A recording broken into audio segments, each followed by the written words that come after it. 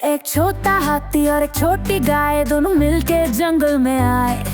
एक हाथी और एक गाय, बोलो कितने टोटल आए। बच्चा बोले दो दो, एक जम्मा एक दो। जमा करो तारे गिन लो, दो प्लस दो चार, सब जीत लो। तफरीक से कभी ना घबराना, 5 माइनस 2 3 सबको समझाना।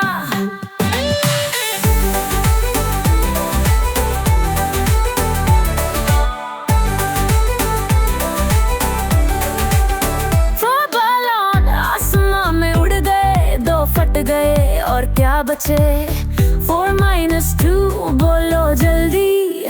मैथ्स है आसान, बिल्कुल ना दोस्ती तोड़ दो। बच्चे बोले दो दो, 4 माइनस 2 2। जमा करो तारे गिन लो, 2 प्लस 2 4, सब जीत लो। तफरीक से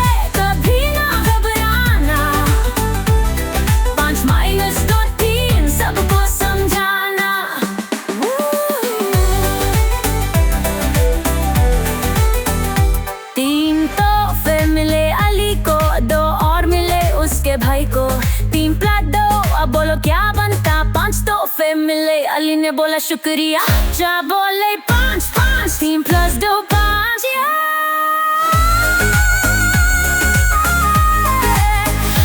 5 फल थे मेरी थाली में, तो खलिए पेट हो गया भरी में। अब बचे कितने बोलो जरा, 5 माइनस 2 3, सीधा सा सवाल था। बच्चे बोले 3 3, 5 माइनस 2